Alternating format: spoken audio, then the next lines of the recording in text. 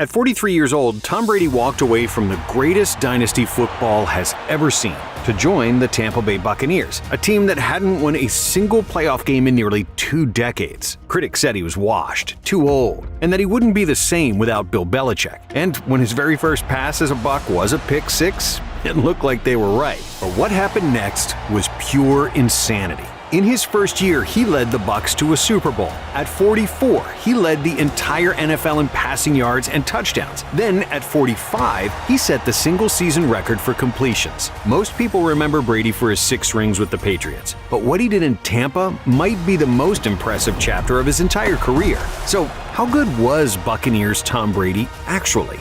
Before Tom Brady ever put on a Buccaneers uniform, his career was already the definition of greatness. He went from a skinny kid out of Michigan, overlooked and passed on 198 times in the 2000 draft, to a 6-time Super Bowl champion, 3-time MVP, and record-shattering legend by 2020. He was the Patriots dynasty. But by the late 2010s, the cracks were starting to show. Sure, Brady had just hoisted his 6th Lombardi trophy in 2018, but even that championship looked different. That Super Bowl win over the Rams was an ugly 13-3 win, carried by a suffocating defense and capped off by one last brilliant throw from Brady to Rob Gronkowski. A year later, everything would fall apart. That season, the Patriots came out red hot, starting 8-0. The defense, one of the best of the Belichick era, was suffocating teams. But Brady, well, for the first time in forever, he looked human. His numbers fell off as he finished with only 24 touchdowns, his lowest total in a decade. His completion percentage dipped. He was constantly throwing the ball away and slamming his helmet on the sideline. And Belichick noticed. For 2 decades, their partnership had been defined by tension. A coach obsessed with control and a quarterback obsessed with winning. It worked because they needed each other. But Belichick had always preached the same philosophy. Better to move on a year early than a year late. He'd done it with Lawyer Malloy, Richard Seymour, Randy Moss, and dozens of other Patriots legends. And now at 42, Tom Brady was next on that list. Behind the scenes, their relationship grew cold. Belichick had reportedly wanted to pass the torch to Jimmy Garoppolo years earlier, only for Robert Kraft to step in and side with Brady. For Tom, that made him feel unappreciated and unwanted.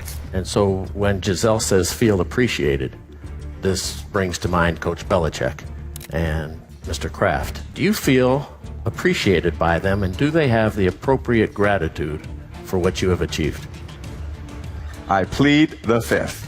Still, Patriots fans believed in the magic. If history had taught them anything, it was that Brady and Belichick would figure it out when it mattered most. And facing the Titans in the wildcard round, the Patriots found themselves down 14-13 with minutes left on the clock. This was Brady time. But on a crucial 3rd down, Brady dropped back, scanned the field, and threw a pass for Philip Dorsett on a short timing route. A routine play, but he missed him, giving the ball back to the Titans. Then, moments later, Brady's final pass as a Patriot was a pick six. After 20 years of dominance, 9 Super Bowl appearances, and 6 rings, that was how it ended. Because in March of 2020, Brady made it official. With a post titled "Forever a Patriot," he announced that he was leaving the only franchise he had ever known. That breakup sent shockwaves across the league. For Belichick, it was business as usual, moving on before the decline. But for Brady, it was personal. After years of taking pay cuts, sacrificing weapons, and living under the Patriot way, he was ready to prove that he could win without Belichick. And now, all of a sudden, the most decorated quarterback in NFL history was a free agent. But the question hung over the entire NFL. Who actually wanted Tom Brady at 43 years old? Some teams passed, worried he was too old. Others didn't want to alter their rosters and cultures for a quarterback nearing retirement. But one franchise, desperate for relevance, saw an opportunity: the Tampa Bay Buccaneers, the franchise with the worst winning percentage in NFL history at the time. But what did they have to offer Brady? Most people figured Tom wanted the Florida sun and a quiet exit, nothing more. And yet, there were hints of something bigger. Chris Godwin literally gave up his number 12 so Brady could wear it. A month later, Rob Gronkowski unretired and forced his way into Tampa because Tom wanted him there. The Bucs already had Mike Evans, Chris Godwin, and a defense on the rise, so suddenly, this looked less like a vacation and more like Brady building an army. But then came the harsh reality. In his debut against New Orleans, Brady threw 2 interceptions, one of which was a pick six. A few weeks later, the Saints absolutely embarrassed Tampa on national TV, 38-3, the worst loss of Brady's career. By late November, the Bucs were 7-5, fresh off a beating from Kansas City, where Tyreek Hill torched their secondary for over 200 yards in the first quarter. At that point, it felt like the critics had been right all along. Maybe this was too big a gamble. But here's the thing about Brady. His career has always been about the second act, because coming out of their bye week, the offense finally clicked. Brady, at 43 years old, started slinging it, carving defenses up with Evans, Godwin, Antonio Brown, and, of course, Gronk. The Bucs closed the season on a 4-game winning streak, finishing 11-5 and snapping a 13-year playoff drought. And then came the playoffs, the stage where Brady's legend lives. First up was Washington, who had the number 2 ranked defense in the league, led by rookie phenom Chase Young, who publicly called out Brady before the game. Tom Brady, I'm coming.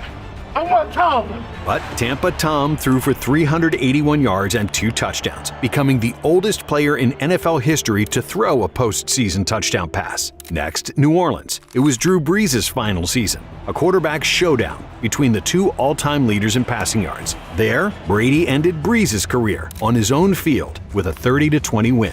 Following that was the NFC Championship in Lambeau, Brady versus Rodgers, the matchup fans have been dreaming of for years. Brady threw 3 touchdowns, survived 3 interceptions, and walked out of Green Bay with his 10th Super Bowl ticket punched. He became just the 2nd quarterback ever to take 2 different teams to a Super Bowl. And the grand finale was set, Super Bowl 55 in Tampa. The first time a team had ever played a Super Bowl in their own stadium. Brady versus Patrick Mahomes, the GOAT against the young prodigy everyone thought would take his crown. The thing was, it wasn't even close. The Bucs defense smothered Mahomes, while Brady threw 3 touchdowns, 2 of them to Gronk, setting the all-time record for most playoff touchdowns between a QB and a receiver. The final score was 31-9, and Brady lifted his 7th Lombardi Trophy, his 5th Super Bowl MVP, and at 43, he became the oldest quarterback in history to win it all. 1 year. That's all it took. Tom Brady didn't just prove he could win without Belichick. He walked into the most losing franchise in NFL history and turned them into champions overnight. At 43 years old, Tom Brady had pulled off the greatest resurrection act the NFL has ever seen. And he wasn't done, because he was back for another year. However, there was one issue. Brady had surgery to repair his MCL that offseason. Most guys would need a year just to bounce back. But Brady? He came back stronger. Right out of the gate in Week 1 against Dallas, he dropped 379 yards and 4 touchdowns in prime time, hitting Rob Gronkowski twice in the end zone. By Week 3, he was throwing for 432 yards against the Rams, joining Drew Brees as just the 2nd player in NFL history to reach 80,000 passing yards. But October 3rd, 2021 was the moment everyone had circled: Brady's return to Foxborough. Under the bright lights of Sunday Night Football, with Belichick waiting on the other sideline, Brady broke Brees' all-time passing yards record with a 28-yard strike to Mike Evans, right in front of the very fans who had watched him build a dynasty. That night, he became just the 4th quarterback ever to beat all 32 NFL teams with the 19-17 win. And he didn't slow down. A week later, he torched Miami for 411 yards and 5 touchdowns. In Week 7, he threw his 600th career touchdown pass, the first quarterback in history to ever do it. Later that year against Buffalo, Brady broke the all-time completions record and delivered a walk-off overtime strike to Brashad Perriman. By the end of the season, Brady had set an NFL record with 485 completions. He threw for a career-high 5,316 yards, the 3rd most in league history, and finished with 43 touchdowns. At 44 years old, he was putting up the best numbers of his entire career. The Bucs finished 13-4, the best regular season in franchise history. And in the playoffs, Brady dismantled the Eagles in the wild card round. But the real test came against the Rams in the divisional. After a rough start, the Bucs found themselves down 27-3 late in the 3rd quarter. But then Brady clawed back. He cut the lead, led wild drives, and tied the game at 27 in the final minutes. It was like 28-3 all over. The impossible comeback was happening again. But this time the ending was different. A blown coverage let Cooper Kupp get loose, and the Rams ended the game with a last-second field goal. Just like that, Brady's season and Tampa's shot at back-to-back Super Bowls was over. Still, 2021 proved something bigger than another Lombardi, because Brady was still the most productive quarterback in football, still the most feared, and still, in the eyes of many, the best player on the field. At 44, Brady was doing things the league had never seen before, and the scary part was, it looked like he was nowhere near finished. However, that spring, Brady shocked the football world by announcing his retirement. It felt like the end of an era, the final page finally written. But only 40 days later, the announcement that shook the NFL came. Brady breaking the news of his return to Tampa on Twitter late Sunday, writing, "These last 2 months I've realized my place is still on the field and not in the stands. That time will come, but it's not now. I love my teammates and I love my supportive family. They make it all possible." 2022 was Tom Brady's 23rd year in the NFL. Longevity that shouldn't even exist in a sport that chews up careers in 3 or 4 years on average. Brady had already conquered every record, silenced every critic, and cemented his name in history. And yet, he still couldn't walk away.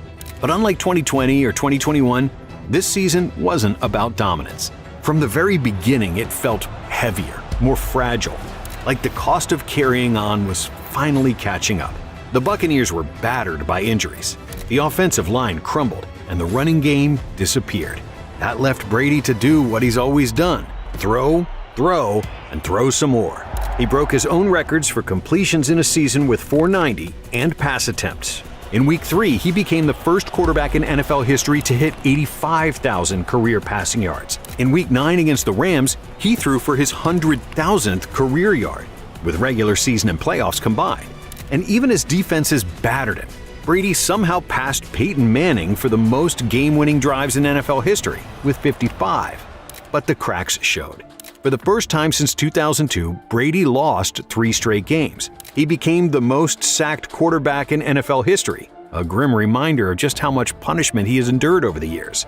And for the first time in his entire career, he had a losing record, 8-9. Off the field, the season mirrored the chaos on it. His divorce dominated headlines. His every move was dissected in a way that made this year feel even more brutal.